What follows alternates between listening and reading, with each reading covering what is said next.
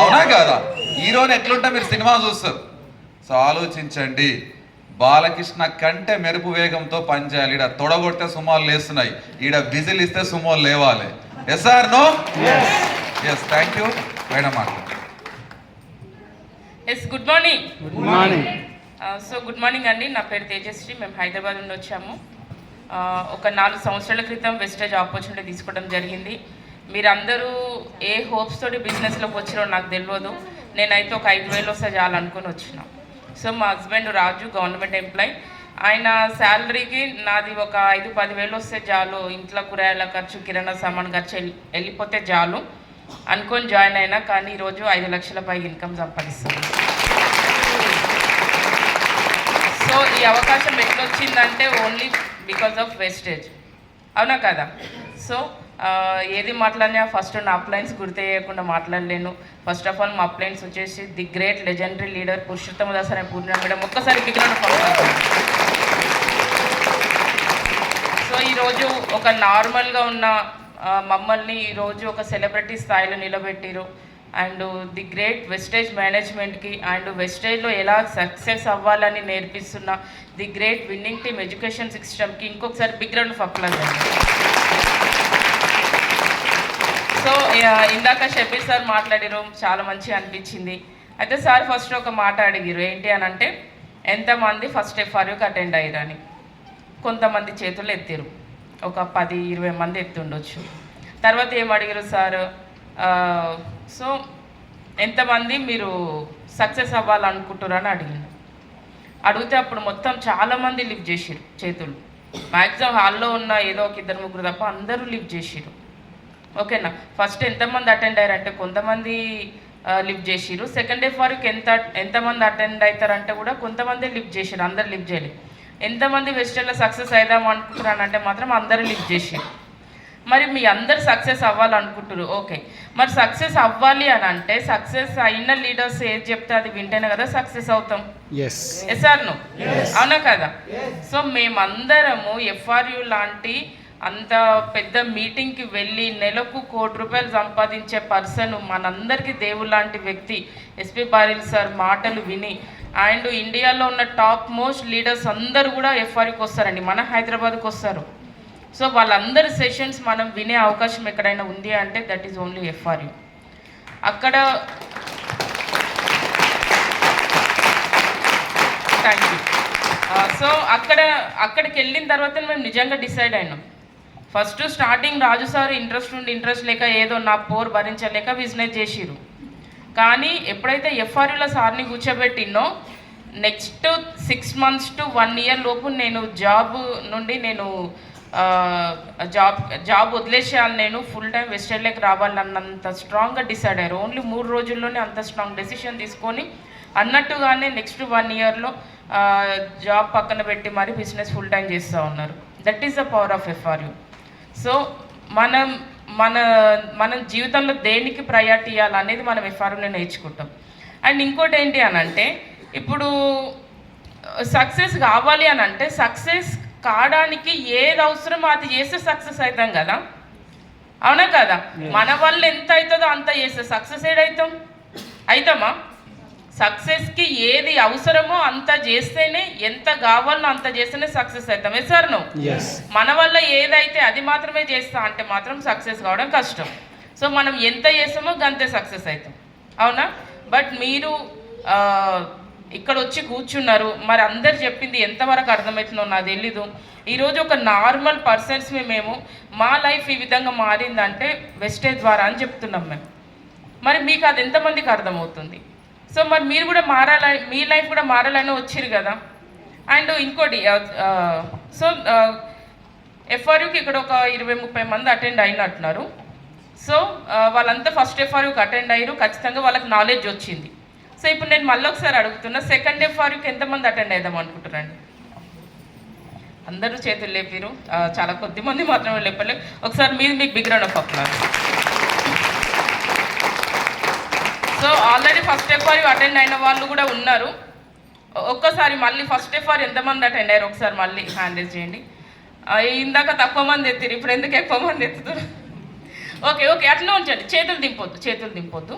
Okay. So మీరందరూ first ఎఫ్ఆర్కి attend అయ్యారు కదా, చాలా గ్రేట్ అండి. ఖచ్చితంగా మీ జీవితం మారబోతుంది. మీలో ఎంతమంది సెకండ్ ఎఫ్ఆర్కి అటెండ్ అవుదాం అనుకుంటున్నారు? ఎంతమంది ఆల్రెడీ విన్నారు కదా? ఫస్ట్ ఎఫ్ఆర్ సెకండ్ ఎఫ్ఆర్ ఏం అవసరం? More knowledge. మేడం మళ్ళీ నాలెడ్జ్ తీసుకోండి. ఇక మీరు సార్ కొత్త వాళ్ళకి ఇన్వైట్ చేస్తున్నాం. మీ అందరికి ఒకసారి బిగ్ రౌండ్ ఆఫ్ అప్లాజ్ అండి. సో ఫస్ట్ ఎఫ్ఆర్ ఒక నార్మల్ పర్సన్ ఎట్లా ఆలోచిస్తారంటే, నేను ఆల్రెడీ అటెండ్ అయినా కదా ఫస్ట్ ఎఫ్ఆర్, ఇంకేం అవసరం? ఆల్రెడీ ఫస్ట్ దాంట్లో నేర్పించింది సెకండ్ దాంట్లో నేర్పిస్తారు సెకండ్ ఎఫ్ఆర్లో, నాకేం అవసరం అని ఒక నార్మల్ హ్యూమన్ బీయింగ్ ఆలోచిస్తాడు. కానీ ఎవరైతే వెస్టేజ్లో ఎవరైతే సక్సెస్ అవుదామని కమిట్మెంట్తో ఉన్నారో ఆ పర్సన్ ఏం ఆలోచిస్తారని అంటే, ఈ బిజినెస్లో మనం ఒక్కరం ఎగ్జైట్మెంట్తో ఉంటే సరిపోదు, మనకొక్కరికి అర్థమైతే సరిపోదు. అవునా కదా? మనలాంటి వ్యక్తులను ఎంతో మందిని తయారు చేస్తేనే కదా బిజినెస్లో సక్సెస్ అవుతాం. మరి ఫస్ట్ ఎఫ్ఆర్కి నువ్వు ఒక్కరివి నేర్చుకుంటే బిజినెస్లో ఏం సక్సెస్ అవుతాం? ఏదైతే నేర్చుకున్నావో ఆ నాలెడ్జ్ ఉపయోగించుకొని ఇంకొంతమందిని తీసుకొచ్చే ప్రయత్నం చేయండి. ఎందుకంటే మనలాంటి వ్యక్తుల్ని తయారు చేయడమే ఈ బిజినెస్. అవునా కదా? మరి అట్లాంటి వ్యక్తులను తయారు చేయడము అని అంటే, మీరు ఇప్పుడు విని బాగుంది బిజినెస్, నేను కూడా సక్సెస్ అవుతాం, నేను సక్సెస్ కావాలంటే నేను ఒక్కని నాలెడ్జ్ తీసుకుంటే సరిపోదు, నాలాగా ఇంకా చాలామంది నాలెడ్జ్ తీసుకోవాలి నా టీంలో, అప్పుడే నేను సక్సెస్ అవుతాను. మీకు ఒక క్లారిటీ వచ్చి ఉంటుంది. ఫస్ట్ ఎఫ్ఆర్ అటెండ్ అయిన వాళ్ళందరూ క్లారిటీ వచ్చిందా లేదా? సో ఇప్పుడు మీరు ఏం చేయాలి అని అంటే, ఖచ్చితంగా ఈసారి మీరు ఒక్కరు అటెండ్ అయి ఉంటే కనుక నెక్స్ట్ ఎఫ్ఆర్ ఒక 5 నుండి 10 మందిని అట్లీస్ట్ తక్కువలో తక్కువ ఒక 5 నుండి 10 మందిని తీసుకెళ్ళి మీరు ఆ ఎఫ్ఆర్లో కూర్చోబెట్టిరు అనుకోండి, మళ్ళీ వచ్చే ఎఫ్ఆర్ వరకు మీకంటూ ఒక పెద్ద టీం, మీకంటూ ఒక సక్సెస్ ఉంటుందా ఉండదా? మరి మీరు ఒక్కరే నేర్చుకొని ఇంకా నాది అయిపోయింది, నా డ్యూటీ చేసినట్టు, డ్యూటీ ఏముందండి, టైంకి పోతాం టైంకి వస్తాం, అట్లే నేను అప్లైన్ చెప్పింది కాబట్టి డ్యూటీకి వచ్చినట్టు ఎఫ్ఆర్యూకి అటెండ్ అయ్యి ఇంక అయిపోయింది నా పని అనుకుంటే సక్సెస్ అవుతామా? లేదు. మనం నేర్చుకున్న విషయాన్ని 10 మందికి నేర్పిస్తేనే సక్సెస్ అవుతాం. నిజంగా మనందరం చాలా అదృష్టవంతులం, మన హైదరాబాద్ అని తెలంగాణ పీపుల్ అందరం. ఎందుకంటే ఎఫ్ఆర్యూ అనేది ఒక మహా కుంభమేళా అండి. ఒక్క ఎఫ్ఆర్యూ జరగడమే చాలా కష్టం. అది ఎంత ఎఫ్ఆర్యూ అనే ఫంక్షన్ అది అరేంజ్ చేయడానికి వెనకాల ఎంత కష్టం ఉంటుందో మాకు తెలుసు. యాజ్ ఎ డియూసిడీస్గా స్టేజ్ వెనకాల వాళ్ళు ఎంత కష్టపడతారో మాకు తెలుసు. అంతటి మీటింగ్ని కండక్ట్ చేయాలంటే చాలా పెద్ద ప్లానింగ్ ఉండాలి, అది చాలా కష్టంతో కూడుకున్న పని. అట్లాంటి ఎఫ్ఆర్యూ జరగాలి, ఒక్కసారి జరగాలంటేనే ఎంతో అదృష్టం చేసుకొని ఉండాలి. కానీ ది గ్రేట్ మన అందరి అప్లయన్స్ ఎఫర్ట్ వల్ల మన హైదరాబాద్లో 2వ ఎఫ్ఆర్ కూడా జరగబోతుంది. ఎంత అదృష్టవంతులం అంటే మనం. సో ఫస్ట్ ఎఫ్ఆర్యూలో మనం నేర్చుకున్నాం, సెకండ్ ఎఫ్ఆర్యూలో మన టీంకి నేర్పిద్దాం. మళ్ళీ టీంని ఒకరినే ఉట్టిగా పంపిస్తే నేర్చుకుంటారు వాళ్ళతో పాటు మనం పోయి వాళ్ళని కూర్చోబెట్టి వాళ్ళకి అన్ని చెప్పాలి. వాళ్ళు అక్కడిక్కడ తిరగకుండా, లేదా ఏదన్నా లీడర్ వస్తురు అని అంటే ఆ లీడర్ యొక్క బ్యాక్గ్రౌండ్ చెప్పి అట్లా వాళ్ళని మన పక్క నుండి ఎప్పుడు వాళ్ళని ఎగ్జైట్మెంట్గా ఉంచి వాళ్ళకు దగ్గరుండి మనం నేర్పిస్తే అప్పుడు మనం సక్సెస్ అవుతాం. Yes or no? So first FR attend అయిన వాళ్ళందరూ ఒక భ్రమలు ఉంటారు, నా డ్యూటీ అయిపోయిందని. మీరు డ్యూటీ లెక్క అనుకుంటే కనుక ఇంకా అది డ్యూటీలో ఎంత సక్సెస్ అయినామో ఇక్కడ కూడా అంతే సక్సెస్ అవుతాం. కానీ ఇది నాకు ఒక మంచి అవకాశం, నేను నేర్చుకోవడమే కాదు నా టీంకి కూడా నేర్పించే అవకాశం మళ్ళీ నాకు వచ్చిందని ఎవరైతే ఫీల్ అవుతారో 100% మీరు నెక్స్ట్ ఎఫ్ఆర్యూలో మీకంటూ ఒక రికగ్నిషన్ అక్కడ వెయిట్ చేస్తూ ఉంటుంది. ఎఫ్ఆర్యూ స్టేజ్ మీకోసం వెయిట్ చేస్తూ ఉంటుంది. So I wish you very all the best. అందరికీ కూడా మన ముందు చాలా సువర్ణ అవకాశం ఉంది, దానిని ఎవ్వరు కూడా మిస్యూజ్ చేసుకోకండి. అండ్ నెట్వర్క్ మార్కెటింగ్ కోసం చాలామందికి ఒక అపోహ ఉంటుంది, ఇది కరెక్టా రాంగ్ అనేది. నెట్వర్క్ మార్కెటింగ్ అనేది చాలా మంచి ఇండస్ట్రీ. మనలాంటి మిడిల్ క్లాస్ ఫ్యామిలీస్, పేదవాళ్ళం, అఫ్కోర్స్ గొప్ప వాళ్ళు కూడా, ఇప్పుడు షబీ సార్ మాట్లాడారు నాకు లేదంటూ లేదని, కానీ సారు తన ద్వారా వేరే వాళ్ళకు కూడా ఉపాధి కల్పించాలని ఒక సదుద్దేశంతో వచ్చారు. నాకు అది చాలా మంచి అనిపించింది. సార్కి ఒకసారి big round of applause. So ఇది చాలా మంచి ఇండస్ట్రీ అండి. కాకపోతే ఎందుకు నెట్వర్క్ మార్కెటింగ్ పైన బయట జనాలలో కొంచెం నెగిటివ్ ఉంది అని అంటే, నెట్వర్క్ మార్కెటింగ్ అనేది చాలా మంచి ఇండస్ట్రీ, కానీ నెట్వర్క్ మార్కెటింగ్ ఇండస్ట్రీలో కొన్ని ఫ్రాడ్ కంపెనీస్ ఉన్నాయి. మోసం ఎక్కర్లేదండి, ఏ ఇండస్ట్రీలో లేదు చెప్పండి. వైద్య వృత్తి ఎంత పవిత్రమైనది, అవునా? దేవిని తర్వాత అంతటి గొప్ప వ్యక్తులు ఎవరు ఉన్నారు అంటే డాక్టర్సే కదా. Yes. మరి డాక్టర్స్ అందరు మంచి వాళ్ళు ఉన్నారా? లేరు. లాయర్స్ అందరూ మంచి వాళ్ళు ఉన్నారా? లేరు. టీచర్స్ అందరు మంచి వాళ్ళు ఉన్నారా? లేరు. మీరు ఏ ఇండస్ట్రీ పోలీసులు అందరు మంచి వాళ్ళు ఉన్నారా? ఉన్నారా? లేరు. సార్ మంచోడు సార్, అందుకే వెస్టర్న్ చూస్ సో నేను ఏమంటున్నా అంటే మనం ఏ రంగం తీసుకున్నా సరే అందులో మంచి ఉంది, చెడు ఉంది. మంచిని మాత్రమే మనం తీసుకోవాలి, చెడును వదిలేసేయాలి. Sir no. సో నెట్వర్క్ మార్కెటింగ్లో కూడా కొన్ని ఫ్రాడ్ కంపెనీస్ ఉన్నాయి. కానీ మీరు నెట్వర్క్ మార్కెటింగ్లో ఏదైతే కంపెనీ చూస్ చేసుకుంటారో ఆ కంపెనీ గవర్నమెంట్ మనకు కొన్ని రూల్స్ అండ్ రెగ్యులేషన్స్తో కూడిన పర్మిషన్ ఇచ్చింది. ఓకేనా? బట్ అన్నిటిని ఫాలో అవుతుందా లేదా మీరు చెక్ చేసుకోండి. అన్ని రకాలుగా ఫాలో అవుతుంది కాబట్టి వెస్టేజ్ ఈరోజు 21 సంవత్సరాలుగా సక్సెస్ఫుల్గా ఈరోజు మన ముందు ఇండియాలో నెంబర్ 1 కంపెనీగా అండ్ మోస్ట్ ట్రస్టబుల్ కంపెనీగా మన ముందు ఉంది. SR no. సో మనం ఉన్నది చాలా జెన్యూన్ కంపెనీ. అండ్ బయట వేరే కంపెనీస్ కోసం ఏవేవో న్యూస్లు హల్చల్ చేస్తూ ఉన్న తరుణంలో మన వెస్టేజియన్స్ని మన ఇండియన్ గవర్నమెంట్ గుర్తించి నేషనల్ అవార్డ్స్ అనేది ఇవ్వడం జరిగింది. అవునా కదా? యాజ్ ఎ వెస్టేజియన్గా మనం ఎంత గర్వంగా ఫీల్ అవ్వాల్సిన విషయం. సో మన ఇండియన్ గవర్నమెంటే మనల్ని గుర్తించి మనకు అవార్డ్స్ ఇచ్చింది అని అంటే ఇక్కడ ఉన్న ప్రతి ఒక్కరం యాజ్ ఎ వెస్టేజియన్గా మనందరం గర్వపడాల్సిన విషయం ఇది. ఓకేనా? సో మళ్ళొకసారి చెప్తున్నా, మనం ఉన్నది చాలా జెన్యూన్ కంపెనీ, చాలా మంచి కంపెనీ. కాబట్టి ఎవ్వరు కూడా ఎటువంటి అనుమానాలు అట్లాంటివి పెట్టుకోకుండా మీ అప్లైన్ ఏదైతే చెప్పిరో అది తూచా తప్పకుండా పాటించండి. ఖచ్చితంగా నెక్స్ట్ 1 ఇయర్లో మీరు కూడా సక్సెస్ అవుతారు. అండ్ మన ముందున్న ఆ మహాకుంభమేళ ఎఫ్ఆర్ ఏదైతే ఉందో దాన్ని ప్రతి ఒక్కరు కూడా సద్వినియోగం చేసుకోండి. 100% మీ లైఫ్ కూడా చేంజ్ అవుతుంది, సక్సెస్ అవుతారు. I wish you very all the best అందరు కూడా. Thank you. Wish you.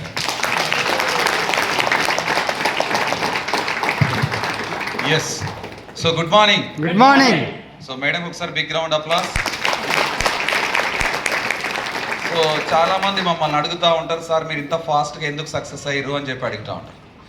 So కొందరు అనుకుంటారు, చాలామంది ఏమంటారు అంటే, సార్ పోలీస్ కానిస్టేబుల్ కదా, బెదిరించో కేసులు పెడతానని అందరినీ జాయిన్ చేసి ఉంటాడు, అందుకే డియూస్డ్ అయినాడు. అవునా కదా? మా మేడం చాలా స్మార్ట్గా లాజిక్గా మాట్లాడుతుంది. అవునా కదా? నాకైతే అవి రావు. రోడ్డు మీద ఆటో తీరా అంటే తీస్తాడు, ఎట్లా చెప్పాలి, వేరే లాంగ్వేజ్ ఉంటుంది అది. అవునా కాదా? సో అట్లాంటి యాటిట్యూడ్ కనుక ఈ బిజినెస్లో ఉంటే 100% సక్సెస్ అవుతాం. ఫైర్ ఉండాలి మనిషి లోపల, ఫైర్ ఉండాలి. ఈ తప్పగా ఉంటే పక్కనోడు కూడా నువ్వు మీటింగ్కి రా అంటే మళ్ళీ రాకూడదు, నీకు దండం పెడతారా, నాకు ఫోన్ కూడా వేయకని అంటాడు. అర్థమవుతుందా? ఎస్. సో మేడం ఒకసారి బిగ్ రౌండ్ అప్లాస్. సో నా పేరు వచ్చేసి రాజు అండి. నేను గవర్నమెంట్ ఎంప్లాయ్, పోలీస్ డిపార్ట్మెంట్లో కానిస్టేబుల్. దాదాపు 2 ఏళ్ళు శ్రమ ఉంటుంది కానిస్టేబుల్ ఉద్యోగం కొట్టాలంటే. కమిట్మెంట్గా ఒక 2 ఏళ్ళు 3 ఏళ్ళు ఆ ఫీల్డ్లో కనుక రన్నింగ్ ప్రాక్టీస్ చేయడం కానీ, హై జంప్ కానీ, లాంగ్ జంప్ కానీ, సో తర్వాత టెస్టులు ప్రాక్టీస్ చేయడం కానీ, ఇదంతా జరిగితేనే ఒక 2-3 ఏళ్ళు దీక్ష చేసినట్టు చేస్తేనే కానిస్టేబుల్ ఉద్యోగం వస్తుంది. అవి అటెంప్ట్ చేసిన వాళ్ళకి అర్థమవుతుంది ఆ బాధ ఏందో. SR no. జాబులు అటెంప్ట్ చేసిన వాళ్ళకి ఆ బాధ అర్థమవుతుంది. సో జాబ్ వస్తే లైఫ్ చేంజ్ అవుతుంది అని చెప్పేసి నేను కూడా ఒక 3 ఏళ్ళు దీనిపైన శ్రమ పెట్టి చదివినాను, ప్రాక్టీస్ చేసినాను. 2009లో కానిస్టేబుల్ ఉద్యోగం వచ్చింది. సో కానిస్టేబుల్ ఉద్యోగం వచ్చిన తర్వాత కుక్కట్పల్లి పోలీస్ స్టేషన్లో ఫస్ట్ పోస్టింగ్ కుక్కట్పల్లి పోలీస్ స్టేషన్లో చాలా హ్యాపీగా లైఫ్ చేంజ్ అయింది రాబాయిగా, మనంతా తీసుమరకలు లేడు అనుకొని లైఫ్ లీడ్ చేస్తూ ఉన్నాం. సో లైఫ్ లీడ్ చేస్తూ ఉంటే డబ్బులు వస్తున్నాయి, జీతం వస్తుంది, హ్యాపీగా ఒకరినే ఉన్న బ్యాచులర్ లైఫ్ 100% సఫిషియెంట్గా నడుస్తుంది అని అనుకున్నాం. కానీ తర్వాత కొన్ని ప్రాబ్లమ్స్ క్రియేట్ అయినాయి. నాకు కొన్ని బాధ్యతలు ఉండే, మా సిస్టర్ మ్యారేజ్ చేయడం, తర్వాత ఇవన్నీ కొన్ని రెస్పాన్సిబిలిటీ ఉండే. ఆ రెస్పాన్సిబిలిటీని ఎప్పుడైతే నేను ఫుల్ఫిల్ చేసినానో నాకు కొంచెం అప్పు క్రియేట్ అయింది. సో ఒక 10-12 లక్షలు అప్పు అయింది. సో అప్పు అయిన తర్వాత అర్థమైంది ఏంటి అన్నానంటే, జాబ్ ద్వారా అప్పును తీర్చలేనని సిచ్యువేషన్ ఎదురైంది నాకు. జాబ్ ద్వారా ఈ అప్పునైతే ఫుల్ఫిల్ చేయలేనని అర్థమైంది.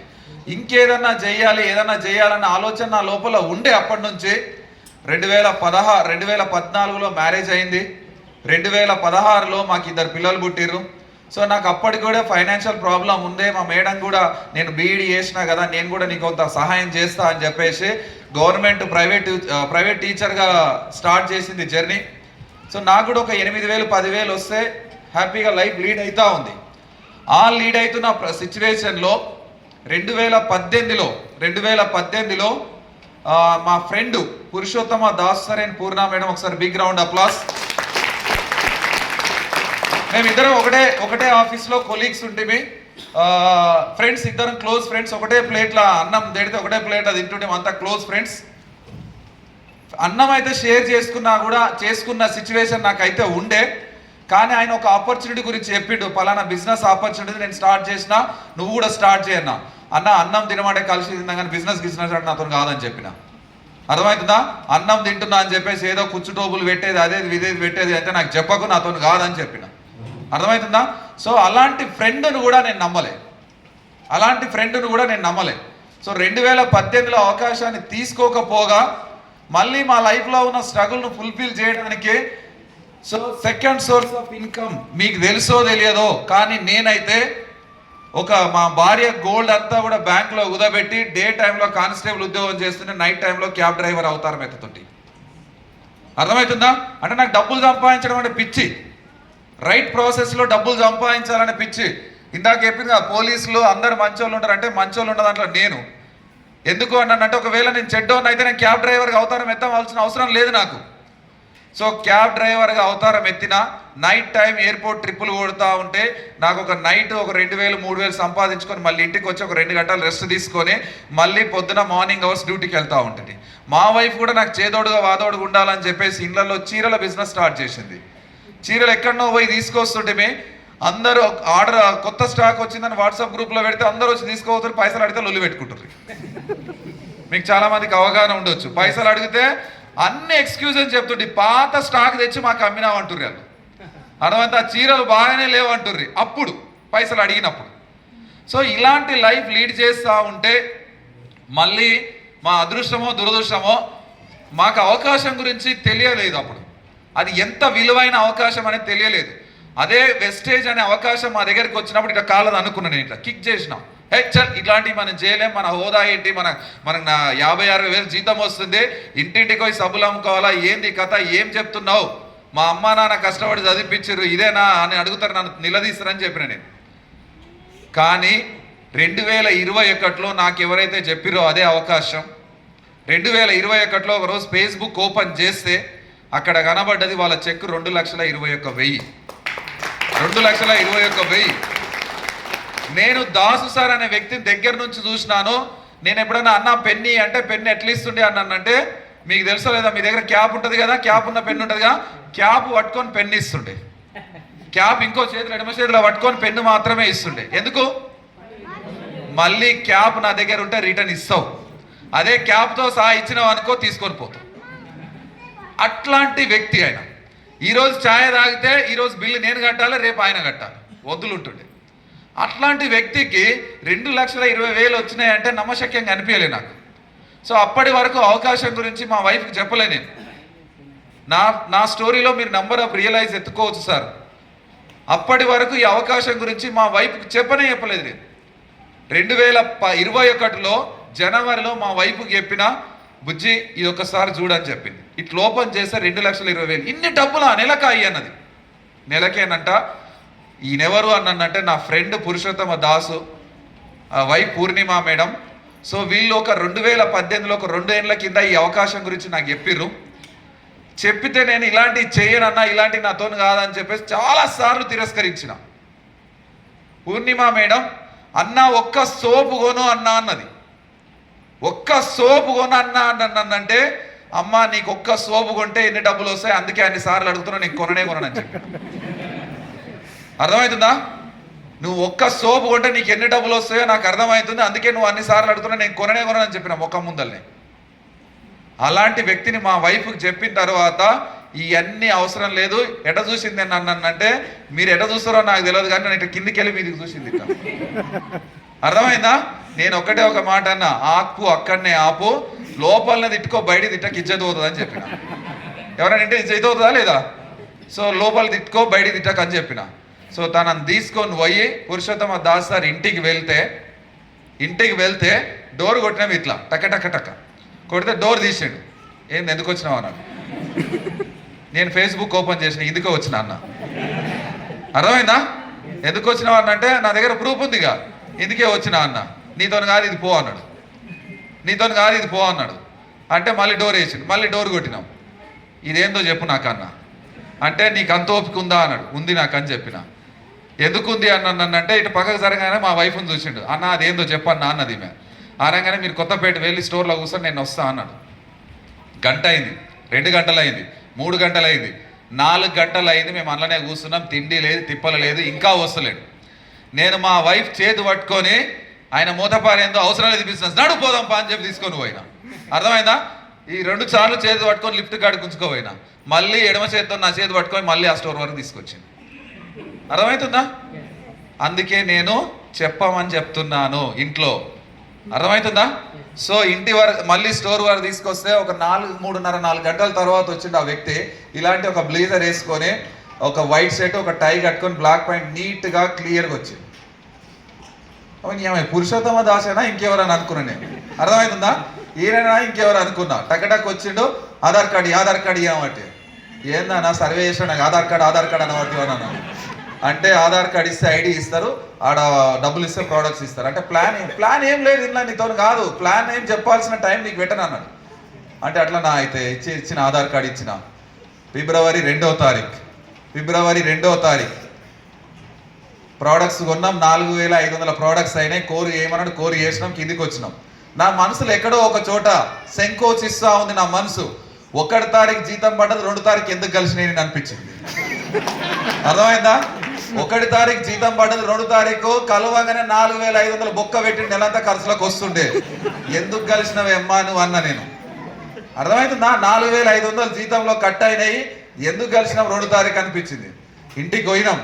కిందికి దిగుతున్నాం. మెట్లు దిగితే కారు ఫోటో పెట్టిండు ఫేస్బుక్లో. రోడ్డుకి అవతల వైపు వెతుకుతా ఉన్నా. మా ఆమె అన్నది ఏం చూస్తున్నావు అని అన్నది. అంటే కార్ ఫోటో ఫేస్బుక్లో పెట్టి రోడ్డు మీద ఏడా కనబడతలేదు అన్న. అంటే రోడ్డుకి ఇరువైపులా చూస్తే ఏడ కూడా రెడ్ కలర్ బ్రీజా కనబడలేనా. మళ్ళీ ఫోన్ చేసిన, అన్న నీకు కారు వచ్చింది అన్నావు కదా ఏది అని అడిగితే నువ్వు నమ్మవరా అందుకే నీతో కాదన్నా అన్న. అరే చెప్పరా, అదే కారు ఏడు ఉంది దాన్ని చూసి ఫోటోలన్నా తీసుకొని పోతావని అన్న. అంటే ఆ సెల్లార్లో ఉంది చూడన్నాడు. సెల్లార్లోకి వెళ్ళి తొంగి చూస్తే నా అదృష్టమో దురదృష్టమో 2 రెడ్ కలర్ బ్రీజాలే ఉన్నాయి. 2 రెడ్ కలర్ బ్రీజాలు ఉంటే మళ్ళీ ఫోన్ చేసిన, అన్న ఇందులో ఇది ఏది నీది అని అడిగిన. అంటే 2756 అని నంబర్ చెప్పిండు. నాకు ఇప్పటికి కూడా గుర్తుంది అది. 2756 అనగానే మనం నమ్మం కదా సామాన్యంగా. పోలీసులు ఫస్ట్ అనుమానంతో జీవితం స్టార్ట్ చేస్తారు. Yes or no? మన జీవితమే అది అనుమానమే నేర్పిస్తారు ట్రైనింగ్లో. మళ్ళీ నాకు అనుమానం ఏర్పడింది, నిజమేనా 2756 ఏదో ఎట్టికి చెప్తున్నట్టు నెంబర్ అని చెప్పేసి మళ్ళీ మా దగ్గర పోలీస్ యాప్ ఉంటుంది. యాప్ ఓపెన్ చేసిన ట్రాఫిక్ యాప్ ఉంటుంది, అందులో 2756 నంబర్ కొడితే పూర్ణ దాసరి అని వచ్చింది. ఎస్, ఇది రియలైజ్ అయిన బిజినెస్. ఖచ్చితంగా ఈ బిజినెస్ మనం చేస్తున్నాం అని చెప్పేసి ఆ రోజు ఇద్దరం మాట్లాడుతున్నాం. చెయ్యాలి ఖచ్చితంగా అని చెప్పేసి. ఇంటికి వెళ్ళిన తర్వాత మేము ఏం అడగలేదు. మేము సార్ని అడిగింది ఒకటి, పురుషోత్తమ దాస్ సార్ని అడిగింది ఒకటే, అన్న నీకు బ్రీజా కార్ ఎట్లా వచ్చింది, మాకు కార్ రావాలంటే ఏం చేయాలి? మీకు బ్రీజా కార్ ఎట్లా వచ్చిందో మాకు కార్ రావాలంటే ఏం చేయాలి? ఇది ఒక్కటే అడిగినాం. చాలామంది మీ లోపల ఎన్ని సందేహాలు ఉంటాయి అంటే అప్లైన్ వినడానికి కనుక సిద్ధంగా ఉంటే కోట్లు చెప్తారు. అవునా కాదా? సబ్బు నిజంగానే మంచి పని చేస్తుందా? ఇదేమన్నా చర్మం ఊడిపోతుందా? పెట్టుకుంటే ఫ్లాక్స్ ఆయిల్ వేసుకుంటే గుండె పగిలిపోతే ఏమవుతుంది? ఏం గ్యారంటీ ఉంది అని అడుగుతామా లేదా? సో ఎలాంటి వాళ్ళు అడుగుతారో నేను ముందు సెషన్లో చెప్తా. సో ఇట్లా ఏం అడగలేదు, ఓన్లీ కార్ రావాలంటే ఏం చేయాలన్నాడు. నేను చెప్పినట్టుంటే నీకు కారు వస్తుంది అన్నాడు. ఏమి అలాని అడిగిన. నీకు 5వ ఫ్లోర్ బిల్డింగ్ ఎట్లుంటుందో తెలుసా అన్నాడు. తెలుసా అన్న. దాని మీదకి ఎక్కాలని అన్నాడు. ఎక్కుతా అన్న. ఎక్కినాక ఏం చేయాలన్నంటే నేను ఎంటకెళ్ళి మెడలు పడి కిందికి దుంపుతా అన్నాడు. దుంకాలన్నాడు. నేను సంపదాం అనుకున్నాను అన్న. నువ్వు సావడానికి సిద్ధంగా ఉంటే నేను కారు ఇప్పేయడానికి సిద్ధంగా ఉన్నా అన్నాడు. అర్థమవుతుందా? నువ్వు సావడానికి సిద్ధంగా ఉంటే నేను కారు ఇప్పేయడానికి సిద్ధంగా ఉన్నాను. నాకు ఈ లేజీతనం నేర్పియలే మా అప్లయన్స్ అందరూ కూడా లేజీతనం నేర్పియలే. సావడానికి రక్తం వేయడానికి సిద్ధంగా ఉండి కారు వస్తుందని చెప్పి. ఒకసారి బిగ్ రౌండ్ అప్లాస్. సో అలా కష్టపడుతూ first month bronze director complete అయిపోయింది. మరి ఓన్లీ 26 డేస్లో బ్రాంజ్ డైరెక్టర్ కంప్లీట్ అయిపోయింది. చాలా మంది ఎక్స్క్యూజెస్ లెక్క పెట్టుకుంటారు, నేను మొన్ననే జాయిన్ అయినా కదా, నేను నిన్ననే జాయిన్ అయినా కదా, సావు చెప్పి రాదు. అర్థమవుతుందా? సో మనం బతికున్న లోపే మన టీం తయారు చేసుకొని పోతే మనం భూమి మీద లేని రోజు మన టీం ద్వారా మన కుటుంబానికి డబ్బులు వెళ్తాయని తెలిసింది. మాకు డబ్బులు వెళ్తాయని తెలిసింది ఈ బిజినెస్ ద్వారా. ఆ రోజు డిసైడ్ అయినాం ఎంత వీలైతే అంత ఫాస్ట్గా ఈ బిజినెస్లో క్రౌన్ కంప్లీట్ చేసుకోవాలని చెప్పేసి. So first month bronze director 17,196 rupees వచ్చింది. తర్వాత second month March silver director complete అవ్వడం జరిగింది. 24,848 రూపీస్ వచ్చింది. నా జీతంలో సగం వచ్చింది. 14 ఏళ్ళు సర్వీస్ చేస్తే 52,000 జీతం, జస్ట్ 2 నెలల్లో 24,000 ఇన్కమ్ వచ్చింది వెస్టేజ్ ద్వారా. తర్వాత 3వ నెల ఏప్రిల్ వచ్చేసరికల్లా, ఏప్రిల్ 2021 గోల్డ్ డైరెక్టర్ కంప్లీట్ కావాలి మంత్ అని చెప్పి టార్గెట్ పెట్టుకున్నాం. ఎంతైతే స్పీడ్గా బిజినెస్ బిల్డ్ చేద్దాం అనుకున్నాం అంతే స్పీడ్గా కరోనా వచ్చింది. టోటల్ దునియా మొత్తం లాక్డౌన్, ఒకరిని కలిసేటట్టు లేదు సిచ్యువేషన్. అలాంటి సిచ్యువేషన్లో మేము కూడా అనుకున్నాం మా బిజినెస్ అయిపోయింది అనుకున్నాం. కానీ వెస్టేజ్ అలాంటి బిజినెస్ కాదని ఆ రోజు అర్థమైంది మాకు. సో ఆ సప్లిమెంట్స్ వాడినా, నేను కరోనాకు సంబంధించిన సప్లిమెంట్స్ వెస్టేజ్ నుంచి తెప్పించుకొని వాడినాను. నాకు గవర్నమెంట్ నుంచి కరోనా పాజిటివ్ వచ్చిందని చెప్పేసి హోమ్ క్వారంటైన్లో ఉండడానికి 20 డేస్ లీవ్ ఇచ్చారు, 20 రోజులు లీవ్ ఇచ్చారు. ఈ 20 రోజులు లీవ్ ఇస్తే ఈ సప్లిమెంట్స్ కనుక వేసుకుంటే నాకు 5 రోజుల్లో నెగిటివ్ రిపోర్ట్ వచ్చింది, కరోనా నెగిటివ్ రిపోర్ట్ వచ్చింది. మిగతా 15 రోజులు ఏం చేయాలి? మా టార్గెట్ గోల్డ్ డైరెక్టర్ కావాలి. మిగతా 15 రోజులు కరోనా వచ్చిందని ఇంట్లో వండుకోలే మేము. చక్కగా కమిషనర్ ఆఫీస్ ఫోన్ చేసినా, మా ఫ్రెండ్ ఉంటాడు కమిషనర్ ఆఫీస్లో, ఎవరెవరికి కరోనా వచ్చిందో ఆ లీస్ట్ పంపిరవే అని చెప్పిన. ఎవరెవరికి కరోనా పాజిటివ్ వచ్చిందో ఆ లీస్ట్ పంపి అని చెప్పిన. పాజిటివ్ వచ్చిన లీస్ట్ ఒక 20-30 మంది లీస్ట్ పంపించింది నాకు. ఆ లీస్ట్ తీసుకొని నేను మా వైఫ్ బండి మీద ఎక్కి ఎక్కడ ట్రాఫిక్ కానీ ఎక్కడ పోలీసు వాళ్ళు కానీ ఆపితే మా ఐడి కార్డు చూపించుకుంటూ వెళ్ళిపోయినాం. ఎవరి ఇంటికి ఎవరు పాజిటివ్ వస్తే వాళ్ళ ఇంటికి వెళ్ళి కరోనా సప్లిమెంట్స్ ఇవ్వడం, ఎయిర్ ప్యూరిఫై చేయడం స్టార్ట్ చేసినాం. అది సేవని అనుకోండి, బిజినెస్ అని అనుకోండి అనుకున్నాం. సో ప్రతి ఒక్కరిని కలవడం వల్ల వాళ్ళకి హెల్త్ ఇచ్చినాం. మా పిన్ కంప్లీట్ అయిపోయింది, గోల్డ్ డైరెక్టర్ కంప్లీట్ అయిపోయింది. సో 32,419 రూపీస్ వచ్చింది, 32,000 ఇన్కమ్ వచ్చింది వెస్టేజ్ ద్వారా. ఈ ఇన్కమ్ ఎట్లా అనిపించింది అంటే, మీకు ఎట్లా అనిపించిందో వింటుంటే నాకు, కానీ మాకు ఎట్లా అనిపించింది అంటే, టోటల్ ప్రపంచంలో రూపాయికి బేమాని స్టార్ట్ అయింది. రూపాయికి అడుక్కునే సిచ్యువేషన్ ఏర్పడ్డది. తిండి తిప్పల లేని సిచ్యువేషన్లో, ఏ బిజినెస్ నడవని సిచ్యువేషన్లో ఒక ఇండస్ట్రీలో మేము ఉండడం వల్ల ఆ ఇండస్ట్రీ నుంచి 32,000 ఇన్కమ్ వచ్చింది. That is industry wastage. ఆ రోజు అనిపించింది, గర్వంగా చెప్తున్నాం, వీఆర్ ద వెస్టేజియన్స్ అని చెప్పేసి. భూకంపం వచ్చినా కూడా వెస్టేజ్ నడుస్తుంది అనిపించింది ఆ రోజు. ఆ రోజు. సో చేసుకుంటూ వెళ్ళిపోయినాం. నెక్స్ట్ మే మంత్లో స్టార్ డైరెక్టర్ గోల్ పెట్టుకొని పనిచేసినాం. 4వ నెలలో స్టార్ కంప్లీట్ అయిపోయింది. అడ్వాన్స్గా వెళ్ళి కియా కార్ బుక్ చేసుకున్నాం, ఇంటికి తీసుకొచ్చుకున్నాం.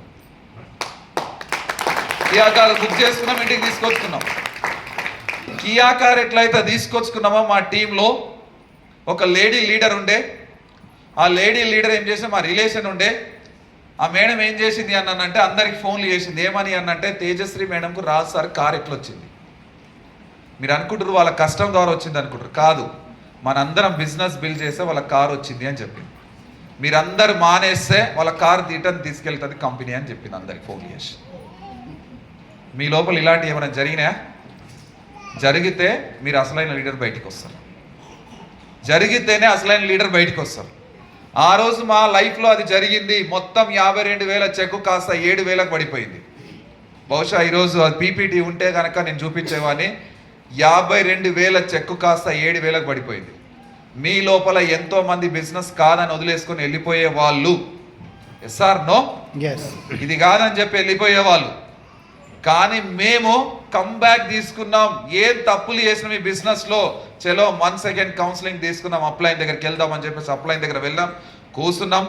ఏం మిస్టేక్ చేసినామో చెప్పు, మేము మార్చుకోవడం సిద్ధంగా ఉన్నాం, నువ్వేం చెప్తే అది చేయడానికి నేను సిద్ధంగా ఉన్నా అని చెప్పిన. కానీ ఎవరైతే మా బిజినెస్ డౌన్ చేసిరో వాళ్ళు పశ్చాత్తాప పడే విధంగా ఉండాలి కంబ్యాక్ అని చెప్పిన. నేను పశ్చాత్తాప పడే విధంగా ఉండాలి కంబ్యాక్ అని చెప్పిన.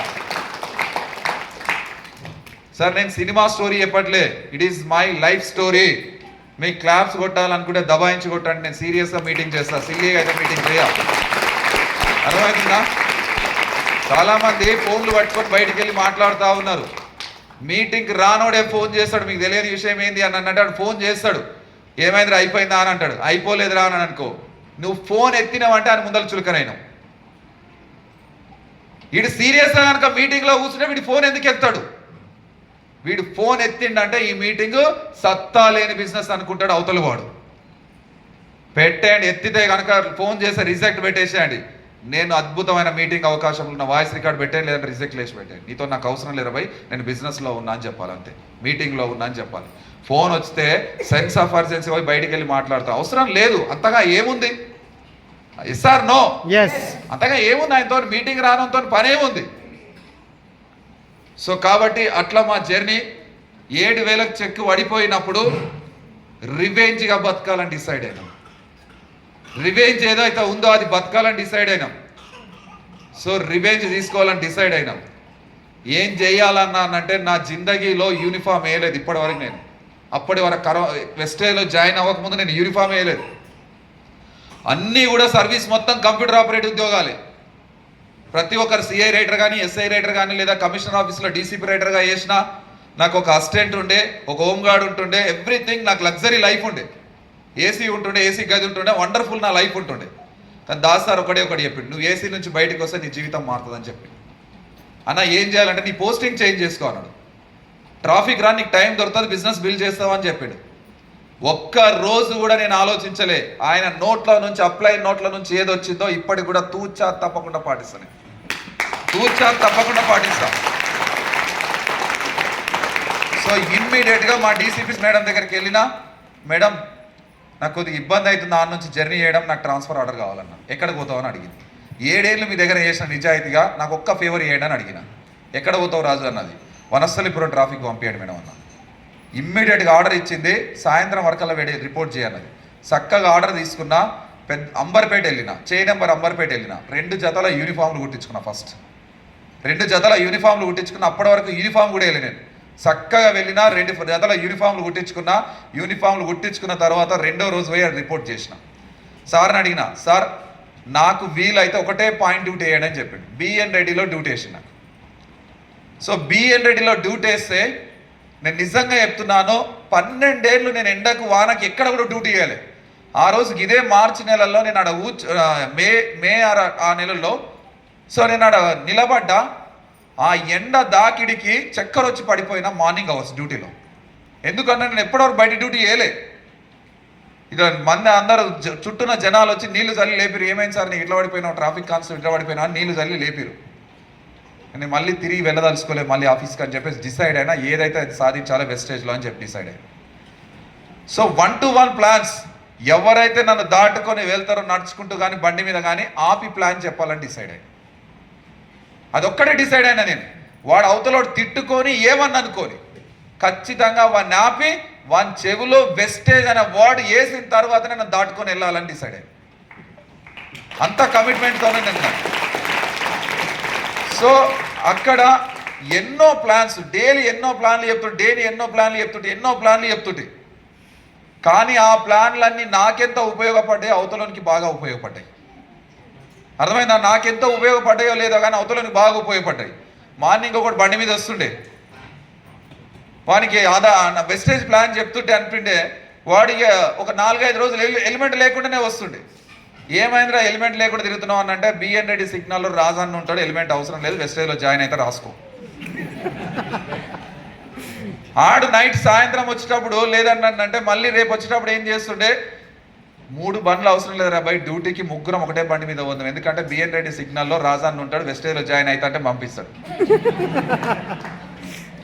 ఆ ముగ్గురు త్రిపుల్ రైడింగ్ చేస్తుంది. ఏమరా ఎందుకు వచ్చినావు అన్న అంటే, అన్న నువ్వు చెప్పిన ప్లాన్ వీళ్ళిద్దరికి చెప్పిన,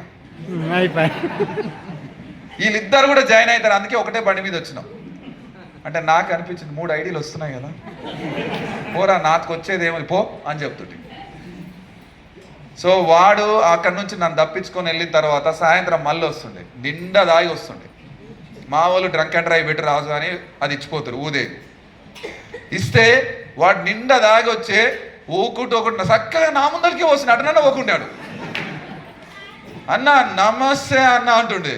ఏమన్నా ఇంత తాగినావంటే, నువ్వు ఉన్నావనే తాగినా అన్న, నువ్వు ఉన్నావనే తాగినా అనమాట.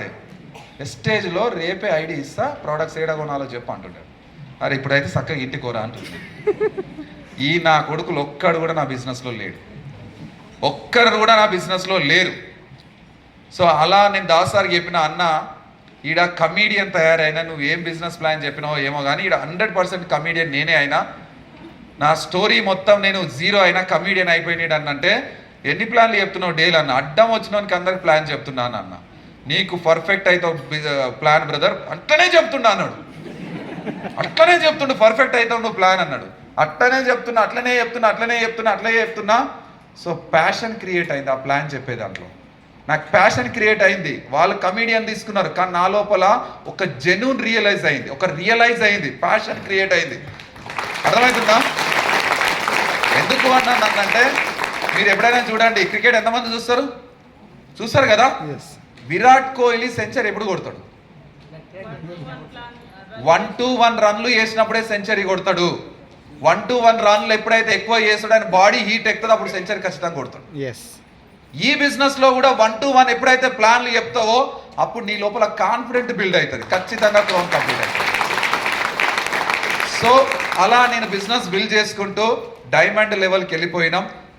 స్టార్లోనే ఉన్నాం. మళ్ళీ 7,000 చెక్ కాస్త 57,000కి వెళ్ళింది ఒకటే నెలలో 57,000కి తీసుకెళ్ళినాం. అట్లా 79,000 డైమండ్ అయిపోయింది. 79,000 ఇన్కమ్ వచ్చినప్పుడు మీకు అందరూ తెలుసు, వీడియో చూస్తుంటారు, రోడ్ యాక్సిడెంట్ అయింది. రోడ్ యాక్సిడెంట్ అయినప్పుడు రియలైజ్ ఏంటి అన్నంటే, వీఆర్ ద వెస్టేజ్ అని ఆ రోజు కూడా ప్రౌడ్గా ఫీల్ అయినాం మేము. ఎందుకు అన్నంటే, రోడ్ యాక్సిడెంట్ అయినప్పుడు చాలామంది నా పోలీస్ కొలీగ్స్ అందరు కూడా డ్యూటీ బాగా చేస్తావు, మంచిగా చేస్తావు, మంచి వ్యక్తివి నువ్వు అన్ని అందరు అన్నారు డ్యూటీలో ఉన్నప్పుడు. కానీ నాకు యాక్సిడెంట్ అయినప్పుడు ఏ ఒక్కరు కూడా నా జూనికి రాలేదు. కానీ శూన్యకి వచ్చింది ఎవరు అనంటే, వెస్టేజ్ ఫ్యామిలీ మాత్రం నా హాస్పిటల్ చుట్టూ. ఆ రోజు ఒక ఆర్థోపెడిషియన్ డాక్టర్ నన్ను అడిగింది, ఈ రోజు కూడా నాకు గుర్తుంది, బ్రదర్ నువ్వు యాక్సిడెంట్ అయ్యి వచ్చినప్పుడు రక్తపు మడుగులో యూనిఫామ్ ఉంది, ట్రాఫిక్ యూనిఫామ్, కానీ నిన్ను ఇంతమంది జున్నీకి వస్తారు, నువ్వు ట్రాఫిక్ కానిస్టేబుల్వా కలెక్టర్వా అని అడిగింది. కలెక్టర్వా అని అడిగింది. మేడం నేను కానిస్టేబుల్నా కలెక్టర్నో మీరు ఒక ఆధార్ కార్డు ఇచ్చి చూడండి నాకు అని చెప్పాను. అర్థమైందా? ఏ సిచ్యువేషన్లో ఉన్నా కూడా మన యాంటీనా రెడీ ఉందా లేదా? మన పని మాత్రం చక్కగా ఉంది. ఎస్, ఏ సిచ్యువేషన్ ఉన్న బెడ్ మీద ఉన్న రక్తం మాడలో సాగు బతుకులు మన యాంటీనా రెడీ ఉండాలి. సచ్చేటప్పుడు కూడా ఒక ఐడి వేసి పోయినాం అనుకో, ఆడు క్రౌన్ అయిందంటే మన పిల్లలకు డబ్బులు వస్తాయి. నేను ఇట్లనే ఆలోచిస్తాను. అర్థమైందా? కొన ఊపిరితో ఉన్నప్పుడు పాలు పోస్తారు కదా, ఎవడా నేడవడానికి వస్తే మీ ఆధార్ కార్డు ఉందా అని అడగాలి. ఎస్, నీకు ఆధార్ కార్డు ఉందా, తర్వాత ఏడుదు కానీ ఆధార్ కార్డు ఉందా అని అడగాలి. ఆధార్ కార్డు వేసి ఐడి ఇచ్చినావు అనుకో, మనం చచ్చిపోయినా సరే ఆమె క్రోన్ అయింది అనుకో, మన పిల్లలకు డబ్బులు వస్తాయి. ఇలాంటి బిజినెస్ ఇది. మీరు ఏం ఆలోచిస్తారో, ఏం ఆలోచించి హాల్లో కూర్చున్నారో కానీ నేను ఇంకోలాగా ఆలోచించి బిజినెస్ బిల్డ్ చేస్తా ఉన్నాం. సో నేను ఒక 18 days యాక్సిడెంట్ అయినాక ఇంట్లో ఉంటే నాకు ఇప్పటి కూడా గవర్నమెంట్ నుంచి జీతం రాలే. ప్రాపర్ సిక్ ఇంటిమేషన్ ఇవ్వలేవు అని చెప్పేసి గవర్నమెంట్ జీతం రాలే. కానీ అదే వెస్టేజ్లో నేను 18 days ఇంట్లో ఉంటే 13,000 ఇన్కమ్ పెరిగి వచ్చింది. వెస్టేజ్లో ఆ నెల నాకు 13,000 ఇన్కమ్ వచ్చింది. ఇందాక మా క్రౌన్ డైరెక్టర్ రవి సార్ ఉన్నాడు, లాస్ట్ మంత్ పనే చేయలేడు, వాళ్ళ పాప మిస్సెస్ డెలివరీ అయితే మొత్తం హాస్పిటల్లోనే ఉన్నాడు. 20-25 days హాస్పిటల్లో సెల్ఫీ తీసిండు, హాస్పిటల్ పోయి పడ్డాడు. ఆయన ఇన్కమ్ ఎంత వచ్చిందో అడగండి. ఏ పని జరగలేదు, ఎక్కడ కూడా జరగలేదు. 167 PV తీసిండు, ఇంట్లో హాస్పిటల్ పోయి పడ్డాడు. 20-25 రోజులు ఇంట్లో ఉన్నాడు. ఆయన ఇన్కమ్ 47,000 వచ్చింది. లాస్ట్ మంత్ 47,000 వచ్చింది. That is the power of wastage. That is the power of wastage. ఎందుకు వచ్చింది సార్ అని అంటే ఆయన యాక్టివ్గా కొన్ని రోజుల ముందు పని చేసిండు కాబట్టి ఈ రోజు ఆ రోజు పని చేసడం వల్ల ఈ రోజు కూడా డబ్బులు వస్తున్నాయి ఆయనకు వెస్టేజ్లో. ఇది కదా వెస్టేజ్లో ఉన్నది. So yes, thank you sir. తర్వాత అట్లా అట్లా పని చేసుకుంటూ వెళ్ళిపోతా ఉన్నాం. వెళ్ళిపోతా ఉంటే 1 lakh చెక్ వచ్చిందని వెస్టేజ్ నుంచి. అప్పటి వరకు మా డిపార్ట్మెంట్లో కూసంత గుట్టుగా చేస్తున్నాం బిజినెస్. ఇక ఈ 1,00,000 రాగానే మనోళ్ళే వీడియోలు పెడతారు కదా, మనోళ్ళు ఊకుంటారా? మన వీడియోలో వేరే వాళ్ళు పెడతా ఉంటారు. ఎస్ఆర్ నో మీరు అందరు పెడతా ఉంటారు మా వీడియోలు. ఆ వీడియో ఏం పోయిందని అంటే బజార్కి పోయి కోడి కుక్కురు కూ అన్నదా, అట్లా నా చెక్కు కూడా బజార్కి వెళ్ళి కూయిన కూసింది 1,00,000 చెక్కు. కూయంగానే మా పక్కన మా దోస్తులు ఉంటారు కదా, కొలీగ్స్, తోటి కానిస్టేబుల్, వాడు నింపుకున్నాడు. రాజుగానికి 72,000 జీతం ఈడ తీసుకుంటుండు, వెస్టేజ్లో 1,00,000 ఆడ తీసుకుంటాం. చేలో స్టార్ట్ అయింది ఆయనకి మంట. ఆ స్టార్ట్ అయినాక మా ఎస్ఐకి చెప్పిండు వాడు, సార్ ఈడ 72,000 వస్తున్నాయి, ఆడ 1,00,000 వస్తుంది అనగానే మా ఎస్ఐ ఏం చెప్పాడు, అమ్మ నాకన్నా ఎక్కువ సంపాదిస్తున్నాడు అనుకున్నాడో ఏమనుకున్నాడు. మళ్ళీ నన్ను ఏం చేసినానంటే ఈ ఒక్క డ్యూటే కాదు బ్రదర్ నువ్వు చేయాల్సిందే అని చెప్పేసి ఇంత పొడుగు కెమెరా ఇచ్చిండు నాకు. అది భుజానికి వేసుకొని ఆడికి ఈడికి తిరగాలి ఓఆర్ఆర్ మీద. సో అది ఇచ్చిండు. అది ఇవ్వగానే కూడా సరే మన పని మనం చేసుకుందాం అని చెప్పి ఫోటోలు తీస్తున్నాం, వర్క్ చేసినాం వెస్టేజ్లో. అప్పుడు ఏమైంది అంటే 1,00,000 చెక్కు కాస్త 1,50,000 అయిపోయింది. 1,00,000 కాస్త 1,50,000 అయిపోయింది. మళ్ళీ ఆ చెక్ ఏమైంది, కోడ్ అయి కూసింది. మళ్ళీ ఆ మెసేజ్ మా ఫ్రెండ్ దగ్గరికి వెళ్ళిపోయింది. వాడు మళ్ళీ మా ఆఫీసర్కి చెప్పిండు. చెప్పంగానే సార్ ఇక్కడ 72,000 వస్తున్నాయి, అక్కడ 1,00,000 అయింది సార్ అన్నాడు.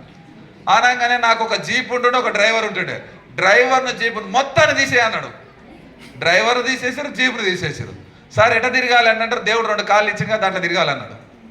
మా ఆఫీసర్ ఏమన్నాడు అంటే సార్ కారు తీసేసిన ఎట తిరగాలి సార్ అంటే, దేవుడు 2 కార్లు ఇచ్చింది కదా అదే కారు అనుకొని తిరగాలన్నాడు. ఫుట్ పెట్రోలింగ్ అంటారు దాన్ని పోలీస్ డిపార్ట్మెంట్లో. ఓఆర్ఆర్ మీద ఎండ ఓడుతుంటే ఏదైనా యాక్సిడెంట్ అయితే నడుచుకుంటూ పోయి క్లియర్ చేసి నడుచుకుంటూ రావాలి. సో అది కూడా చేసినాం. అక్కడ కూడా కష్టపడితే చెక్కు కాస్త 180కి వచ్చింది. 180 రాగానే మళ్ళీ మావాడు ఏం చేసిండు, జర ఇంకో పెద్ద ఆయనకి చెప్పిండు. ఆయన ఏం చెప్పాడు, డ్యూటీ మారవండి, ఈ ఓఆర్ఆర్ మీద ఉంటే వెస్టేజ్లో డబ్బులు సంపాదిస్తున్న డ్యూటీ తీసుకో, ఏడ కందుకూరు దగ్గర వేసాడు నాకు డ్యూటీ తీసుకొని కందుకూరు దగ్గర వేస్తే మన యాంటీని ఎప్పుడు రెడీ ఉంటుందిగా. నేనేం చేసిన తెలుసా, కందుకూరు దగ్గర వేస్తే ఈ జహాంగీర్ సార్ వీళ్ళందరికీ గ్రూప్లో కందుకూరు దగ్గర ఏం ట్రాఫిక్ ఉండదు. ఖాళీగా టీ స్టాల్లో కూర్చోవాలి, బతకాన్ని పెట్టాలి. ఖాళీ ఎందుకు ఉండాలని చెప్పి నేనేం చేస్తున్నా, వీడియో గ్రూప్లో వేస్తుంటే నేను ఇక్కడ ఖాళీ ఉన్న చెప్పు బాయ్ మీకు కందుకూరులో ఎవరైనా డౌన్ లైన్ ఉంటే నా దగ్గరికి పంపించండి, మీకు ఎవరైనా కౌన్సిలింగ్ రావాలంటే నీకు రండి ఇక్కడ బిజినెస్ బిల్డ్ చేద్దామని చెప్పి. సో ఆడ టీ స్టాల్లో కూర్చోవాలి, ప్లాన్లు చెప్పాలి, టీ స్టాల్లో కూర్చోవాలి, ప్లాన్లు చెప్పాలి, ఛాయ్ తాగాలి, ప్లాన్లు చెప్పాలి. లీడర్లు ఎవరైనా వస్తే కౌన్సిలింగ్ చేయాలి, ఇటు చేసుకో బాయ్, ఇటు చేసుకో అని చెప్పేది. చెక్కు కాస్త 2,06,000కి వెళ్ళిపోయింది. సార్ వాడు ఏ డ్యూటీ మార్చినా చెక్కు వెరుగుతూనే ఉందని చెప్పి, ఏ డ్యూటీ మార్చినా చెక్కు వెరుగుతూనే ఉంది సార్ అని చెప్పి చాలా టైట్ చేసారు. నా నట్లు అన్ని టైట్ చేసిరాడు. సో నట్లు టైట్ చేసి ఏం చేసినాం, భరించిన రోజులు భరిస్తాం, ఏమన్నా కాదా? చీకటి గదిలో పిల్లినేసి కొట్టినా కూడా పుల్లిలా తిరగబడుతుంది అది. Yes or no? సో తిరగబడే సమయం వచ్చింది నాకు కూడా. సో డిసైడ్ అయినా ఒకరోజు మా పాపకు ఫీవర్ వచ్చిందని ఇంటికి వెళ్తే, సో వీడియో క్రియేట్ చేసి రాజు అనే కానిస్టేబుల్ డ్యూటీలో లేడు, ఆబ్సెంట్ రిపోర్ట్ పంపించారు. తెల్లారి నన్ను మెసేజ్ వచ్చింది నాకు, నువ్వు పోలీస్ స్టేషన్ రావాలి, సస్పెండ్ చేస్తున్నారంట, అది ఇది అని చెప్పి భయపెట్టించారు. మనం ఎందుకు భయపడతాం? మనకి ఎంత పెద్ద 2.5 లక్షల చెక్కు దగ్గరికి వచ్చింది, ఎందుకు భయపడతాం? అవునా కాదా? ఉంటుంటే పోతే చక్క పోయి డోర్ కాడ నిలబడ్డా. ఏం మాట్లాడతలేరు, వాళ్ళ సతకాలాలు చేస్తున్నారు, వాళ్ళ పనాలు చేసుకుని నాతో మాట్లాడతలేదు. నేను పోకిరి సినిమాలో మహేష్ బాబు డైలాగ్ ఉంటుంది, ఆ డైలాగ్ కొట్టిన. ఏమని తెలుసా, ఈ తొక్కలో డిస్కషన్ ఎంతసేపు సార్ అని చెప్పేసి ఆ డైలాగ్ కొట్టిన. సార్ ఏమైనా చేసేది ఉంటే తొందర చేయండి సార్, నాకు ఆకలి అవుతుంది, ఇంటికాడ మా ఆమె వెయిట్ చేస్తుంది, పోవాలని చెప్పిన. అరే మా సార్ అంటుండు, ఈయనకి భయం లేదురా, ఉద్యోగం తీస్తాను అని అన్నాడు. మా హెడ్ కానిస్టేబుల్ ఒక ఆయన షెవ్లో పోయి, ఆయనకి భయం ఉండదు సార్, ఆయనకి 2,06,000 వస్తున్నాయి, ఆయన్ని కనుక తీసేసినాం అనుకో 5 లక్షలు వస్తాయి, తీసేయదు సార్ అని చెప్పి. వాడు 4 గంటలు చేసినా 2 లక్షలు వస్తున్నాయి సార్. నువ్వు ఫుల్ టైం కానీ చేసింది అనుకో, మన పోలీస్ స్టేషన్లో ఎన్ని డబ్బులు వస్తాయి సార్ ఆయనకి, ఆయన్ని మాత్రం సస్పెండ్ చేయదన్నారు. ఈ ఏముందని చెప్పేసి చక్కగా ఇట్లా తొడగొట్టేసి నేను రాను ఆయన డ్యూటీకి అని చెప్పేసి ఇంటికి వచ్చిన. ఈ రోజు కూడా తిరిగి వెళ్ళలేను ఆ డ్యూటీకి, తిరిగి వెళ్ళలేను. ఆలోచించండి, ఈ చాలా మంది బిజినెస్ ప్లాన్లో ఉన్నాక జోలలు వేసుకొని తిరుగుతారు. ఆ జోలలో వెస్టేజ్ ప్లాన్ ఉంటుంది, ప్రైవేట్ ఉద్యోగం ఉంటుంది, ఇంకో ప్లాన్ కూడా ఉంటుంది. వెస్టేజ్ కాకపోతే ఇంకోటి ఏదైనా చేసుకొని బతుకుదాం. ఈ యొద్దు బ్రదర్, కాన్సన్ట్రేషన్, గోల్ ఒక్కటే ఉండాలి బిజినెస్లో. ఏదైతే అనుకొని వచ్చినామో అదే సాధించాలి. సో అట్లా బయటికి వచ్చినామా, బయటికి వచ్చినాక ఉద్యోగం మానేసినాక 9, 10, 12 ఏళ్ళు 14 ఏళ్ళు ఉద్యోగం మానేసి వచ్చిన తర్వాత ఎట్లుంటుంది? నైట్ నిద్ర పడతలేదు, పైన చూస్తే తెల్లగొడలే కనిపిస్తుంది. నేను చేసింది నిజమేనా? ఇక్కడ చూస్తే ఇక్కడ ప్రతి 4 గంటలకు ఒకసారి టాయిలెట్ వస్తుంది. నిజంగా నా లోపల నిద్ర పడతలేదు. ఇక నాకు ఏం చేయాలి, ఏం చేయాలి, ఏం చేయాలి? ఆ చికెన్ షాప్ ముందు పోయి కోడి తొడగొట్టినట్టయితే తొడగొట్టేస్తుంది. అర్థమైందా? ఏం చేయాలని అంటే ఒకటే ఒక డిసైడ్. మేము ఇద్దరం మాట్లాడుకున్నాం, ఇక నువ్వు పోవాల్సిన అవసరం లేదు, సావో బతుకో ఇందులోనే వెతుక్కోవాలని చెప్పి డిసైడ్ అయినాం. అర్థమవుతుందా? సో అలా డిసైడ్ అయినాం. ఎగ్జాక్ట్లీ 1 year తర్వాత డియూసిడి కంప్లీట్ అయింది విత్ 5 లక్షల చెక్కుతో. ఎగ్జాక్ట్లీ 1 year తర్వాత జాబ్ మానేస్తే ఎగ్జాక్ట్లీ 1 year తర్వాత 5,11,000తో డియూసిడి కంప్లీట్ చేయడం జరిగింది. వెస్టేజ్లో జాయిన్ అయిన 3 ఏళ్ళకి. సో ఆ విధంగా డిఎస్డి కంప్లీట్ చేసుకున్నాం. సో ఇప్పుడు రివెంజ్ టైం తీసుకోవాలా వద్దా? ఎస్. సో మా డియూసిడి రికగ్నైజేషన్ వీడియో ఒకటి జరుగుతూ ఉందో గుడి దగ్గర. సో వాళ్ళు కూడా అదొక బ్రహ్మోత్సవాలు ఏదో ఉండే ఆ టెంపుల్ దగ్గర ఇబ్రాహీంపట్నంలో. అందరు ఇబ్రాహీంపట్నం లోకల్ వాళ్ళు మొత్తం ఆడికి వచ్చిర్రు, మాది మాత్రం వీడియో జరుగుతూ ఉంది. సో అక్కడ సినిమా మనోళ్ళు అలచల్ చేస్తారు, డ్రోన్ కెమెరా ద్వారా షూటింగ్ తీస్తారు, ఒక 4-5 కెమెరాలు సెట్ చేసి వీడియో తీస్తారు మన విన్నింగ్ టీం వాళ్ళు. సో అదంతా జరుగుతుంటే ఆమన్నదంట జరుగుతుంటే ఏదో హీరోయిన్ సినిమా జరుగుతున్నాడు, షూటింగ్ జరుగుతుంది, ముందుకు వచ్చింది. ఆ హీరోయిన్ ఎవరు తెలుసా? రాజు తేజస్. వీడియో జరుగుతున్నాడు. వాయమ్మ వీళ్ళ వీడియో అని చెప్పేసి పక్క సందులోకి వెళ్ళి తుర్రుమని పోయిందండి. అది రివెంజ్, అవునా కదా? దానికోసం 2 ఏళ్ళు నిద్రాహారాలు మాని పని చేసాం. వెస్టేజ్ నిద్రాహారాలు మాని పని చేసినాం. మా సార్లు ఉన్నారుగా, ఇంకో రివెంజ్. మా సార్ వాళ్ళు ఉన్నారుగా, ఒకరోజు 5 లక్షల చెక్ వచ్చిన తర్వాత నల్గొండ మీటింగ్కి వెళ్తా ఉన్నాం. మా సార్ ఆడ ఓఆర్ఆర్ కాడ పెద్దంబర్పేట దగ్గర ఇంత పెద్ద అద్దాలు పెట్టుకొని చాలాన్లు రాస్తున్నాం. నన్ను ఎవరైతే మావాడు బాగా ఇబ్బంది పెట్టిండో వాడు కూడా వెహికల్ ఆపుతుండే సీరియస్గా, ఇట్లా అంటుండు అట్లా అంటుడు. అండ్ దూరం నుంచి నా కారు చూసి నేను అలా చూసిన, జస్ట్ విండో ఇట్లా తీసి మళ్ళీ మూసిన. అంటే చూసిర్రు, అబ్బా ఇడు వస్తుర్రా, తిట్టుతాడు రా, ఇడు ఇబ్బంది పెట్టినామని తిడతాడని అనుకున్నాను. నేను కారు సైడ్ కాపిన, చక్కగా సీట్ హౌస్లో కొరికిన. 2 కేజీల స్వీట్ తీసుకున్నా, ఒకటి ఆనికి ఒకటి. అర్థమైందా? నేను చక్కగా ఉరకంగానే వాడు ఫోన్ నన్ను తిట్టగలనుకున్నా, ఫోన్ చెవులెట్టుకుని హలో హలో హలో అనుకుంటే అడిపోతున్నాడు. నేను స్పీడ్ ఉరికి ముందుకు వెళ్ళి గట్టిగా హగ్ చేసుకొని thank you very much sir, ఆ రోజు కనుక మీరు నన్ను ఇబ్బంది పెట్టకుంటే ఈ రోజు ఆ కారు కొనేవాడిని కాదు, 5 లక్షల చెక్కు సంపాదించేవాడిని కాదు, 5 లక్షల చెక్కు సంపాదించేవాడిని కాదు. ఒక స్వీట్ బ్యాక్ ఇచ్చి థ్యాంక్ యూ సార్, మీకు రుణపడి ఉన్నా నేను నిజంగా. మీరు ఆ రోజు కనుక నన్ను డ్యూటీ మంచిగా చేస్తున్న భయ అంటే వెస్టేజ్లకు జాబ్ మానేసి వెస్టేజ్లో ఫుల్ టైం రాకపోయింటే, కానీ ఈరోజు నా లైఫ్ చేంజ్ కాకపోతుండే. నా లైఫ్ మారడానికి మీరు కూడా కారణమే sir, thank you very much అని చెప్పి స్వీట్స్ వచ్చేసి. నిద్ర వట్టి ఉంటుందా? ఆలోచించండి, మీ లోపల ఇలాంటి రివెంజ్ ఏమైనా ఉందా? ఎంతమంది దగ్గర ఉంది? నేను చెప్పిన మీ స్టోరీ క్రియేట్ కావాలి అని అంటే మూగ నాటకాలు వేయొద్దు. Yes or no? ఎస్ అని చెప్పాలి. రెడీ? ఎస్. సో ఈ బిజినెస్లో మీరు ప్లాన్లోకి వెళ్తారు. సో చాలామంది సక్సెస్ నుంచి నేర్చుకుంటారు అనుకుంటారు. నేను ఒక 10-15 minutesలో కంప్లీట్ చేస్తే ఒకసారి బిగ్ రౌండ్ అప్లాస్ ఇస్తే.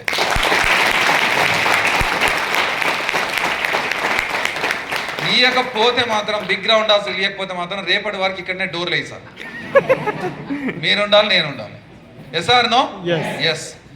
సో ఇక్కడి నుంచే చాలామంది నా సక్సెస్ స్టోరీ చూసి నేర్చుకుంటారు అనుకుంటారు, ఒక లీడర్ సక్సెస్ స్టోరీ చూసి నేర్చుకుంటారు అనుకుంటారు. కానీ తప్పది, నా వే ఆఫ్లో తప్పు. ఎక్కడ చూసి నేర్చుకుంటారు అన్నంటే ఏదైనా వ్యక్తి నుంచి నేర్చుకున్నదన్నంటే ఫెయిల్ అయిన వ్యక్తి నుంచి చూసి నేర్చుకోవాలి. ఫెయిల్ అయిన వ్యక్తిని చూసే నేర్చుకోవాలి. నేను అదే నేర్చుకున్నా. ఎందుకు అన్నానంటే ఆయన ఫెయిల్ అవ్వడానికి గల కారణాలు వెతకండి. ఆయన దగ్గర కూర్చోండి. ఎందుకు ఫెయిల్ అయినావు సార్, ఎందుకు డబ్బులు వస్తలేదు నీ చెక్కు, ఎందుకు 1 lakh వస్తలేదు, ఎందుకు నీ కార్ వస్తలేదు, ఎందుకు 2 lakhs ఇన్కమ్ వస్తలేదు, రాకపోవడానికి గల కారణాలు ఏంటి అని చెప్పేసి కూర్చొని రాపియండి ఆయన దగ్గర. సో ఆ కారణాలను కనుక మీరు తెలుసుకొని ఆ తప్పులు కనుక మీరు చేయకుండా 100% మీరు సక్సెస్ అవుతారు. 100% మీరు సక్సెస్ అవుతారు. నా దగ్గర బెస్ట్ స్టోరీ ఉంది.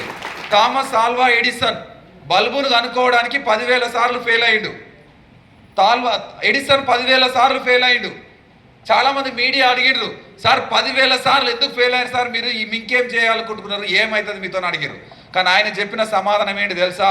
యాటిట్యూడ్తో సమాధానం చెప్పిన. ఆ సమాధానం ఏంటి అని అంటే 10,000 సార్లు నేను ఫెయిల్ అవ్వలేదు, 10,000 సార్లు కనుక్కున్నా ఇది తప్పు, ఇలా చేస్తే తప్పు, ఈ దారి తప్పు, ఇలా చేస్తే బల్బు వెలగదని చెప్పేసి ఆ దారులను 10,000 దారులను నేను కనుక్కొని ఆ 10,000 దారులు కనుక్కొని ఆ 10,000 దారు ద్వారా బల్బు వెలగదు అని చెప్పేసి నేను కనుక్కున్నా, నేను ఫెయిల్ అవ్వలే అని చెప్పిండు. నేను ఫెయిల్ అవ్వలే అని చెప్పిండు. సో ఈ బిజినెస్ లో సక్సెస్ నుంచి ఎంత అయితే నేర్చుకుంటారో నాకు తెలియదు, కానీ ఫెయిల్యూర్ నుంచి 100% నేర్చుకోవాలి. ఆ యాటిట్యూడ్ ఉండాలి లీడర్కు. చాలామంది సొసైటీలో నేను చూస్తా, భిన్నమైన పబ్లిక్ ఉంటారు. ఇక్కడ అందరూ నా మాటలు ఏకీభవిస్తారంటే నేను నమ్మా. అందరు ఇది సూపర్ బిజినెస్ అంటారంటే నేను నమ్మా. అందరు కూడా క్లాప్స్ కొడుతున్నారు, చాలా ఎక్సైట్మెంట్ అయ్యి కొడుతున్నారు అంటే నేను నమ్మా.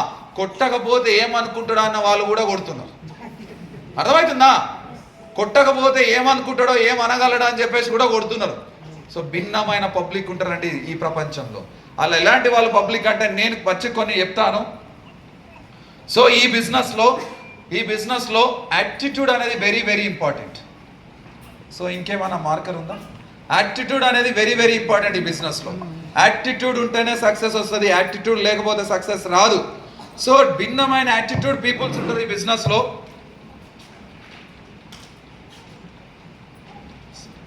సో భిన్నమైన యాటిట్యూడ్ పీపుల్ ఉంటారు ఈ బిజినెస్లో. ఆ యాటిట్యూడ్ ఏంటి అంటే ఫస్ట్ వన్ వాళ్ళని ఏమంటారు అంటే బీపీఎల్ యాటిట్యూడ్ అంటారు. BPL attitude below poverty line. So పేదవాళ్ళు, అట్టర్గా చెప్పాలంటే పేదవాళ్ళు. సో నిజంగా మనం ఒక ఊరికి వెళ్ళి ప్లాన్ చెప్పడానికి వెళ్తే ఫస్ట్ ఇందాక మా శ్రీనివాస్ సార్ చెప్పినప్పుడు చౌరస్తాలో కూర్చొని ఉంటారు కాళ్ళు ఊపుకుంటూ. Yes or no? సో కాళ్ళు ఊపుకుంటూ కూర్చుంటారు. వాళ్ళ దగ్గరికి వెళ్ళి ఏమై ఎందుకు వచ్చినావు అని అడుగుతారు. ఫస్ట్ మనం మాట్లాడుకున్న వాడే మాట్లాడతారు. ఏమై ఎందుకు వచ్చినావు, ఏ ఊరు అని అడుగుతాడు. సార్ మరి హైదరాబాద్ సార్, అంటే మా ఊరికి ఎందుకు వచ్చినావు అని అడుగుతాడు. అందుకంటే ఇట్లా వెస్టేజ్లో వేస్తే సార్ నేను వెస్టేజ్ బిజినెస్ ప్లాన్ వెస్టేజా? అరే ఏం భయ్, మా తలలు పండిపోయిన ఇట్లాంటి బిజినెస్లు చేసి మా ఊళ్ళను మోసం చేయడానికి మా ఊళ్ళో దొరికిరా నీకు? ఇలాంటి బిజినెస్లు కావు, ఇలాంటి వారితో సక్సెస్ రాదు. నాకు తెల్లగానే ఇంటికలు, నాకు చాలా ఎక్స్పీరియన్స్ ఉంది ఇండస్ట్రీలో అని చెప్పేసి మనకు బిలో పావర్టీ లైన్ వాళ్ళు చెప్తారు. పేదరికం అంటే ఈ వ్యక్తులు ఎలాంటి వాళ్ళు అన్నట్టు తెలుసుకునే ప్రయత్నం చేయరు. ఈ బిజినెస్ లో డబ్బులు వస్తాయా, సక్సెస్ ఉందా, ఈ ప్రోడక్ట్స్ మంచియా, ఎన్నేళ్ల నుంచి ఇండస్ట్రీ ఉంది, డైరెక్ట్ సేలింగ్ అంటే ఏంటి, వెస్టేజ్ ఎవరు స్థాపించారో, దాంట్లో ఉన్న ప్రోడక్ట్ ఏంటి, దాంట్లో ఉన్న మార్కెటింగ్ లాజిక్ ఏంటి, ఎలాంటి హెల్త్ కేర్ ప్రొడక్ట్స్ ఉన్నాయి, ఇవన్నీ తెలుసుకోరు వాళ్ళు. ఇలాంటి మస్తు చూసినాం రాబాయ్, నువ్వు తిరిగి వచ్చిన బస్కి వెళ్ళిపో అని చెప్తాను. మీకు ఎప్పుడైనా ఎదురైరా?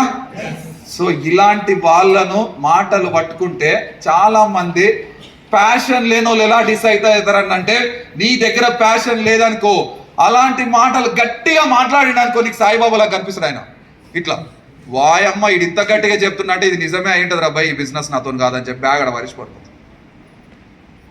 బ్యాగ్ పడేసి మళ్ళీ నెక్స్ట్ ప్లాన్ కూడా వెళ్ళాడు. ఇక మసీద్కి వెళ్ళాల్సిన అవసరం లేదు, చర్చికి వెళ్ళాలి, ఆయననే దేవుళ్ళగా కనిపిస్తాడు. ఆయనకు ఏం చెప్పిండ్రా బాయ్, వెస్టేజ్ అంటే తప్పు అని చెప్పేసి ఏం చెప్పిండ్రా బాయ్, సూపర్ చెప్పిండు. ఇక కాదని చెప్పేసి డిసైడ్ అయ్యి బ్యాగ్ పడేసి బిజినెస్ మానేసి. అరే వాని కథ ఏంది, వాని ఔకాత్ ఏంది, వాని ఇజ్జత్ ఏంది, వాని ఏంది, వానికి ఏం తెలుసు, మనం అది అనలైజ్ చేయం. వాడు మనకు సాయిబాబాలాగా కనిపిస్తాడు. ఏం చెప్పిండ్రా బాయ్, సూపర్ చెప్పినని డిసైడ్ అయితే. నేను ఇలాంటి వాళ్ళని అన్న మీరు ఏం చేస్తారో లేదా జర ఇంటి దగ్గర పోయిదామని భుజం మీద చేసుకొని ఇంటికాడికి తీసుకుపోతాం. వాళ్ళు ఇంటి వరకు తీసుకుపోతా. ఆయన బాగా మాట్లాడినవే తోపు మాటలు దా ఇంటి దగ్గర వద్దంట. ఈయన మాట్లాడే మాటలు చూస్తే ఇట్లాంటి నాకు అన్ని తెలుసు అనగానే వాళ్ళ భార్య గిన్నెలు దమ్ముకుంటూ నీకేం తెలియదు కొరయ్య, అన్నం కూడా నీకు తెలియదు అని అంటుంది వాళ్ళ భార్య. నిజంగా నేను చూసినా, నాకు అన్ని తెలుసు అన్నాడు అనుకో వాళ్ళ భార్య అంటది. సార్ ఆయన మాటలు నమ్మకండి, ఉత్త వేస్ట్ మాటలు మాట్లాడతారు సార్ ఆయన. నేను అనిపించింది, అరే నాయన నువ్వు మా కితబోధన చేస్తున్నావు, నీ కథ ఏందో నీ భార్యకు తెలుసు. అర్థమైందా? అంటారా లేదా? నీ కథ ఏందో నీ భార్యకు తెలుసు. సాయంత్రం రాగానే గిన్నె మడకబెట్టి కొడుతుంది తెలుసా ఆయనను. ఎందుకంటే ఇంట్లో బయట బియ్యం లేవు కానీ పోయి సవరస్తల గప్పాలు కొడుతున్నావు అని చెప్పి. ఈయన మాటలు మన చాలా మంది ప్యాషన్ లేని వాళ్ళు, సక్సెస్ కాని వాళ్ళు, అన్సక్సెస్ పీపుల్, ఈ బిజినెస్ గురించి తెలియని వాళ్ళు చాలా రియలిస్టిక్గా తీసుకుంటారు. కానీ నీకు తెలుసు కదా, ఈ మీటింగ్కి వచ్చింది నువ్వు కదా, ఈ మీటింగ్ గురించి తెలుసుకుంది మీరు కదా. ఇందులో డబ్బులు వస్తాయి, మేము ఊరికే కానిస్టేబుల్ ఉద్యోగాలు వదిలిపెట్టి రాలే ఇందులోకి. నేను దాస్తారు కానీ ఎర్రగడ్డ హాస్పిటల్ కాంపౌండ్ వాళ్ళు దుక్కి వచ్చి ఇక్కడ మీటింగ్ చేయట్లే. పిచ్చోళ్ళం కాదు మేము. ఎర్రగడ్డ హాస్పిటల్ దుంకి వచ్చి వచ్చినామా? ప్యాషన్ ఉండాలిడా.